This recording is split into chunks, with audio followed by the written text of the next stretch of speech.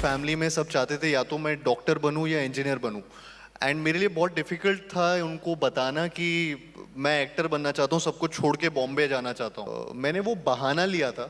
तो सारे पढ़ाई वढ़ाई जो मैंने की, सारे एग्जाम्स जो कॉलेजेस के दिए, वो सारे बॉम्बे के आसपास के कॉलेजेस थे या बॉम्बे के अंदर के थे, ताकि मैं बॉम्बे पहुंच जाऊं। हेलो एवरीवन, आज हम बात करने वाले हैं बॉलीवुड के नए सुपरस्टार कार्तिक आर्यन के जीवन के बारे में, जिनकी कहानी आज का जेनजी को जरूर एक बार सुननी चाहिए। ये कार्तिक बॉलीवुड के एक ऐसे आउटसाइडर है जिन्होंने अक्षय कुमार जैसे बड़े स्टार को भी भूल-भुलैया जैसी फ्रेंचाइजी से रिप्लेस कर दिया। तेरी आंखें भूल भुलैया, बातें हैं भूल भुलैया, तेरे सपनों की गली, और जिनकी एक्टिंग और डांसिंग की पूरी दुनिया दीवानी है।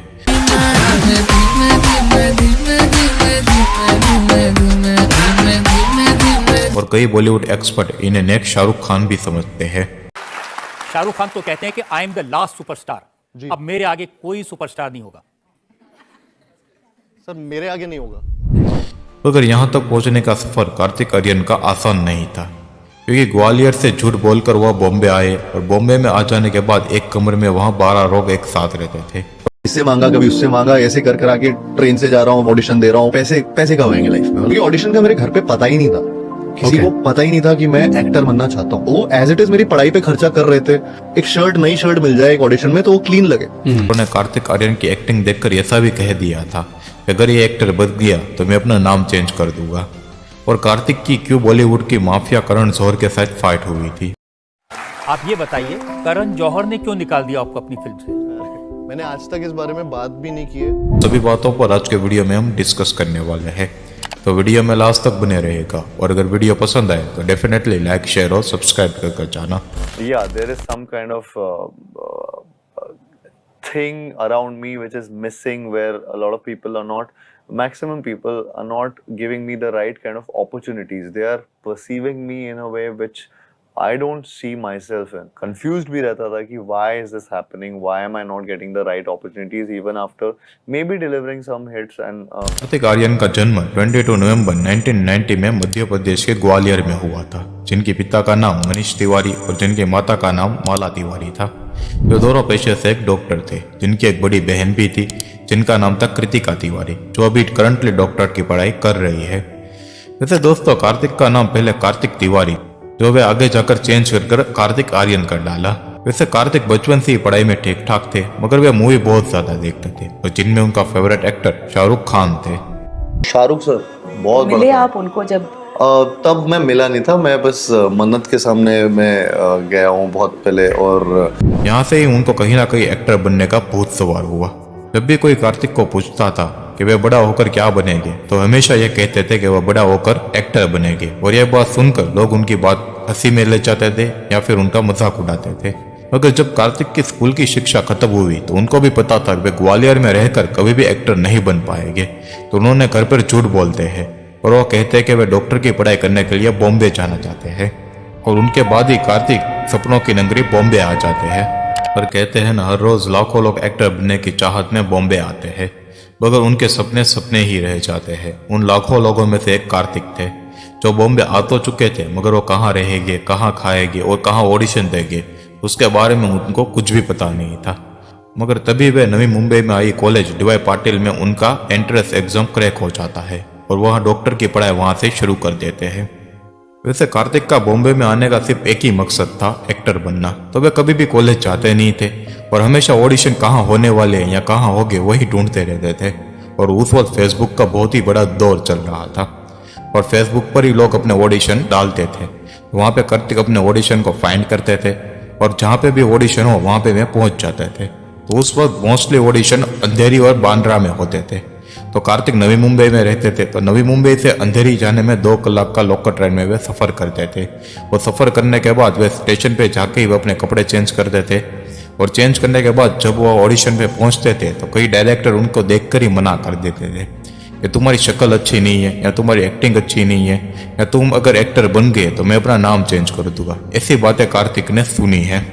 वैसे कार्तिक आर्यन अपना ऑडिशन का एक किस्सा शेयर करते हैं और कहते हैं कि एक बार उन्होंने एक ऑडिशन क्रैक कर दिया था अब वहाँ अपने रूम पर आए तो अपने फ्रेंड्स को उन्होंने बताया कि मैं बहुत ही जल्द हीरो बनने वाला हूँ और अब बहुत ही जल्द मैं आपको टीवी में दिखूंगा, थिएटर में दिखूंगा। और कहते हैं ना कि बॉलीवुड इंडस्ट्री जैसी दिखती है वैसी वह होती नहीं है। मूवी की कार्तिक बात कर रहे थे, वो मूवी कभी भी वह बनती नहीं है और उसके बाद कार्तिक का बहुत ही ज्यादा मजाक उड़ता है। इस तरीके से ऑडिशन की प्रोसेस कार्तिक की 2.5 साल तक चली थी। बाद में उनको फाइनली एक मूवी मिल जाती है और जिस मूवी का नाम था प्यार का पंचनामा। मगर ये मूवी के बारे में कार्तिक किसी को नहीं बताते हैं। के बाद जब ये मूवी कंप्लीट हो जाती है और उनका टेलर जब कार्तिक के पास आता है तब उनकी माता लता तिवारी को वे फोन कर बताते हैं वे कभी भी पढ़ाई करने के लिए बॉम्बे नहीं आए थे, उन्हें हमेशा ही एक्टर बनना था। यह बात सुनकर कार्तिक की माता शॉक रह जाती है। कार्तिक उनको अपना मूवी का टेलर भी दिखाते हैं। यह देखकर उनकी माता बहुत ही ज्यादा रोने लगती है और बाद में यह बात सब वो एक्सेप्ट भी कर रहती है। 2012 में कार्तिक आर्यन की प्यार का पंचनामा आई, जिनको डायरेक्ट लव रंजन ने किया था। जो मूवी एक रोमांटिक कॉमेडी मूवी थी जिनमें कार्तिक, देव्यांशु और नुसरत भरूचा थी। बंद गया पट्टा देखो, बन गया कुत्ता बांध सका पट्टा देखो। जो मूवी सिर्फ 3 करोड़ में बनी थी और 20 करोड़ का इस मूवी ने कलेक्शन किया था और जो बॉक्स ऑफिस पर सुपर हिट रही थी, जिनमें कार्तिक का मोनोलॉग जो काफी ज्यादा लोगों को पसंद आया था। क्या प्रॉब्लम क्या है? प्रॉब्लम ये है कि वो लड़की है। और क्या प्रॉब्लम है? प्रॉब्लम ये है कि मैं चाहता हूँ मेरी लाइफ में कोई प्रॉब्लम ही ना हो, लेकिन अगर मेरी लाइफ में कोई प्रॉब्लम ना हो ना तो ये उसकी लाइफ की सबसे बड़ी प्रॉब्लम है। And bullshit she is worried यार, उसे तो सेलिब्रेट करना चाहिए because isn't this exactly what she wants. Seriously यार, आजकल तो जब वो मुंह खोलती है मन करता है मुंह में कुछ ठूस दूं। ट्रस्ट मी यार, 6 महीने में आई हैड इट ऑल, सब देख लिया मैंने। अबे कौन सा प्यार, कैसी रिलेशनशिप, काहे की खुशियां। रिलेशनशिप का मतलब ही होता है an end to your own happiness. इसके बाद all you got to worry about is उसकी खुशियां, उसका बर्थडे, उसके कुत्ते का बर्थडे, उसका न्यू ईयर जो कभी तुम्हारा भी न्यू ईयर था। कार्तिक की पहली मूवी हिट हो जाने के बावजूद भी लोगों उनको पहचानते नहीं थे और सिर्फ यहाँ कहते थे कि वो लंबे डायलॉग बोलने वाला एक्टर, जिनका नाम किसी को भी नहीं पता था। मगर दूसरी मूवी जब कार्तिक को मिली तो उनमें भी उन्होंने बहुत ही ज्यादा स्ट्रगल किया था। 2013 में फिर से लव रंजन के डायरेक्शन में बनी मूवी आकाशवाणी आई, जिनमें कार्तिक आर्यन और नुसरत भरूचा थे। जो मूवी बॉक्स ऑफिस पर डिजास्टर रहे। रात को और हो गई सुबह नखरीले। कार्तिक की 2 मूवी आ जाने के बाद भी कार्तिक की हालत कुछ सुधरी नहीं थी और अभी भी पीजी में 12 लोग एक साथ रहते थे। यहाँ पर मैंने जो जिनके साथ में रहता था उनको मैंने बोला था कि मैं कोकिला बेन पे इंटर्नशिप कर रहा हूँ। मैंने उनको नहीं बताया था मैं प्यार का पंचनामा शूट कर रहा हूँ, क्योंकि किसी को, मुझे भी यकीन नहीं था कि मेरी फिल्म रिलीज होगी। मुझे लगा था कि पता चला बाद में टॉन्ट्स मारने लगे सब कि और हीरो आ गई तेरी पिक्चर। 2014 में कार्तिक सुभाष घाई की डायरेक्शन में बनी कांची मूवी में नजर आए, जिनमें कार्तिक और मिष्टी थे और जिनके सपोर्टिंग एक्टर में मिथुन चक्रवर्ती और ऋषि कपूर भी थे। जो मूवी एक रोमांटिक ड्रामा मूवी थी और जो मूवी बॉक्स ऑफिस पर एवरेज साबित हुई थी। कार्तिक आर्यन की back to back movie flop जा रही थी। अच्छी एक्टिंग के चलते उनको बैक टू बैक मूवी भी मिल रही, मगर उनकी करियर को बूस्ट 2015 में मिला। जो मूवी थी प्यार का पंचनामा का सेकंड पार्ट, जिनमें कार्तिक आर्यन के चिक्कू का कैरेक्टर प्ले किया था। दिल की मशीनें चलने लगी हैं, उसकी ब्रांडेड चाल देख। लोगों को बहुत ही ज्यादा अच्छी लगी थी और यह मूवी बॉक्स ऑफिस पर सुपर डुपर हिट साबित हुई थी। उसके बाद 2018 में लव रंजन ने फिर से इस जोड़ी को रिवाइंड किया और जिस फिल्म का नाम था सोनू के टीटू की स्वीटी। जितना अटपटा इस मूवी का नाम था उससे कई ज्यादा अटपटी इस फिल्म की स्टोरी थी। बात बता, दोस्ती और लड़की में हमेशा लड़की जीतती है।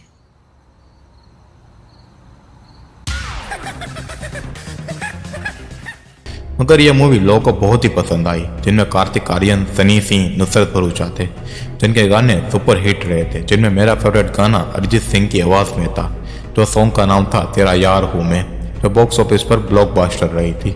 और यह मूवी के बाद ही कार्तिक आर्यन ने कभी भी पीछे मुड़कर नहीं देखा था। उसके बाद फिर से कार्तिक आर्यन की 2019 में ब्लॉकबस्टर मूवी लुका छुपी आई। रोमांटिक कॉमेडी ड्रामा मूवी थी, जिनमें कार्तिक आर्यन के अपोजिट कीर्ति सेनन, जिनमें पंकज त्रिपाठी और अपार शक्ति खुराना भी थे। यह मूवी बॉक्स ऑफिस पर सक्सेसफुल साबित हुई थी। कार्तिक आर्यन का नाम पूरी बॉलीवुड इंडस्ट्री में चर्चित हो चुका था। ये एक्टर हो और अगर डेटिंग के बाद उनके साथ ना आए, ये कभी हो नहीं सकता। इसी तरह कार्तिक आर्यन के साथ सैफ अली खान की डॉक्टर सारा अली खान का नाम जोड़ा गया कि ये दोनों एक दूसरे को डेट कर रहे हैं। 2019 में कार्तिक ने एक और मूवी आई, जिस मूवी का नाम था पति पत्नी और वो, जिनमें कार्तिक के अपोजिट अनन्या पांडे और भूमि पेडनेकर थी। जो मूवी राजपाल यादव की मूवी की रीमेक थी, जो मूवी बॉक्स ऑफिस पर सुपर डुपर हिट रही थी। उसके बाद कार्तिक और सारा अली खान की मूवी आई, जिस मूवी का नाम था लव आजकल 2, जो मूवी इम्तियाज अली के डायरेक्शन में बनी थी। जो मूवी बॉक्स ऑफिस पर कुछ खासा कमाल नहीं कर पाई। 50 करोड़ में बनी ये मूवी ने 52 करोड़ का बिजनेस किया था, जो बॉक्स ऑफिस पर फ्लॉप रही। मगर कार्तिक आर्यन और सारा अली खान के चर्चे बहुत ही ज्यादा मीडिया में चलने लगे थे, तो उनके बाद ही उन दोनों ने दूरी इख्तियार कर ली। उन दोनों के बीच में क्या कुछ था या नहीं था, उनके बारे में आज तक इन दोनों ने कुछ भी बात नहीं बताई है। कार्तिक की धमाका और फ्रेडी जैसी मूवी आई, जो लोगों को बहुत ही पसंद आई। जो मूवी की स्क्रिप्ट और कहानी दोनों अपने आप में ही डिफरेंट थी। इसमें कार्तिक की धमाका मूवी, जो बॉलीवुड में पहली ऐसी मूवी थी जो महज 14 दिन में खत्म हो चुकी थी। 2021 में करण जौहर एक मूवी को अनाउंसमेंट करते हैं, जो मूवी का नाम था दोस्ताना 2, जिनमें कार्तिक आर्यन और उनके अपोजिट जानवी कपूर थे।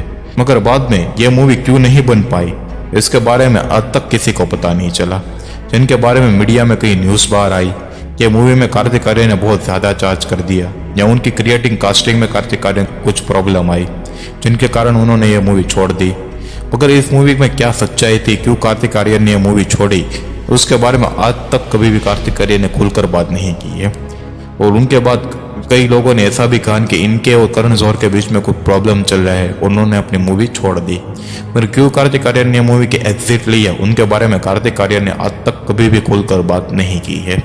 मगर 2021 में अनीस बज़मी और कार्तिक आर्यन की पहले एक साथ नजर आई, जो मूवी थी सुपरहिट फ्रेंचाइजी भूल भुलैया का सेकंड पार्ट। मगर ये मूवी आने से पहले ही लोग फ्लॉप साबित करने लगे थे, क्योंकि इस मूवी में अक्षय कुमार की जगह कार्तिक आर्यन थे, जो बात लोगों को हजम नहीं हो पा रही थी। और जिसका जब ट्रेलर जब आया तब लोगों ने बहुत ही ज्यादा ट्रोल किया था, और ये मूवी को लोग पहले से ही फ्लॉप साबित करना चाहते थे।